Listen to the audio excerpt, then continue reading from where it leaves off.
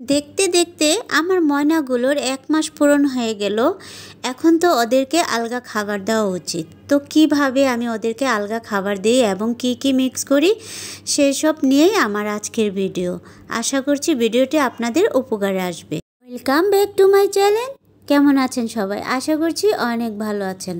আলহামদুলিল্লাহ আমরাও ভালো আছি এই ছোট বড় ময়নাদেরকে নিয়ে। তো বন্ধুরা, দেখতে দেখতে 1 মাস পার হয়ে গেল আমার এই ছোট্ট ময়নাদের। তো এই ছোট্ট ময়নাদেরকে এখন বুকের দুধের পাশাপাশি বাড়তি খাবার দিতে হবে। তো সেই সব নিয়েই আমার আজকের ভিডিও। তো যে সকল বন্ধুরা নতুন বিড়াল পালছেন বা নতুন বেবি দিয়েছে, বুঝতে পারছেন না কিভাবে বাচ্চাদেরকে খাওয়াবেন, তাদের জন্য আশা করছি ভিডিওটি উপকারে আসবে। তো বন্ধুরা, এখানে আমি নিয়েছি চিকেন নিয়েছি এবং চিকেনের কলিজা নিয়েছি, গাজর নিয়েছি এবং মিষ্টি কুমড়া। এর সাথে নিয়ে নেব কিছুটা গোল আলু এবং 2 মুঠ ভাত। তো চলুন আগে আমি এগুলো সিদ্ধ করে নিই। এটা যতক্ষণ সিদ্ধ না হবে খুব ভালো করে সিদ্ধ করে নেব, যেহেতু এটা বেবিরা খাবে, এটা বেবিদের খাবার, তাই ভালো করে সিদ্ধ করতে হবে। যতক্ষণ না সিদ্ধ না হচ্ছে ততক্ষণ আমি এটাকে ফুটিয়ে নেব।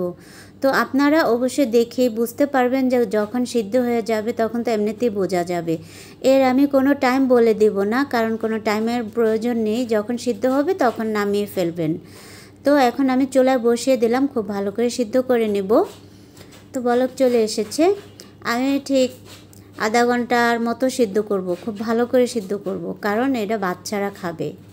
তো 1 মাস বয়স হয়ে গেছে, এখন তো আলগা খাবারটা অনেক বেশি প্রয়োজন, কারণ ওরা এখন বড় হচ্ছে, কারণ মায়ের দুধের পাশাপাশি আলগা দুধটার প্রয়োজন, এই খাবারটার প্রয়োজন। তো বন্ধুরা দেখেন আমি সিদ্ধ করে নিয়েছি, এর সাথে আমি 2 মুঠো ভাত নিয়ে নিয়েছি, তারপরে মিষ্টি কুমড়া, গাজর, কলিজা মুরগি সব কিছু আমি একসাথে ভালো করে চটকিয়ে নেব। আর হ্যাঁ বন্ধুরা, আপনার বাচ্চাদেরকে আপনি ছোট থাকতে যেভাবে খাইয়ে অভ্যাস করবেন ওরা কিন্তু সেভাবেই খাবে।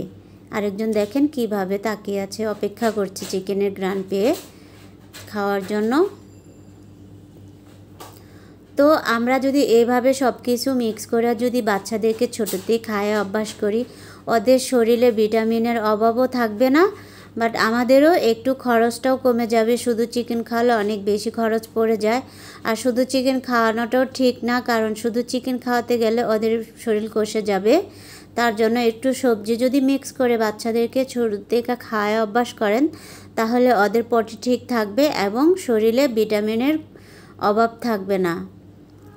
তো 1 মাস বয়স হয়েছে, এখন কিন্তু আমি মাঝে মাঝে ওদেরকে দুধ ও ফিটারও খাওয়াচ্ছি এবং এই খাবারটিও দিচ্ছি, কারণ ওদের এখন বেশি বেশি খাবারের প্রয়োজন, কারণ ওদের এখন উঠতি বয়স, মানে বাড়বে।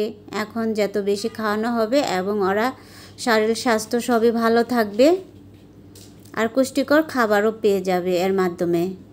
তো দেখেন ওরা মাশাআল্লাহ খাবে সবাই, আমার বড় ছোট সবাই কিন্তু এগুলো খায়। আমি ব্লেন্ড করে দেওয়ার কারণ হলো এগুলো বাচ্চা খাবে, তার জন্য আমি ব্লেন্ড করে দিয়েছি। আর যদি শুধু বড়রা খেত তাহলে ভালো করে চটকিয়ে দিলেই হয়ে যেত, যেহেতু বাচ্চারা খাবে তার জন্য ভালো করে আমি ব্লেন্ড করে দিয়েছি, যাতে ওদের কোনো অসুবিধা না হয় খেতে।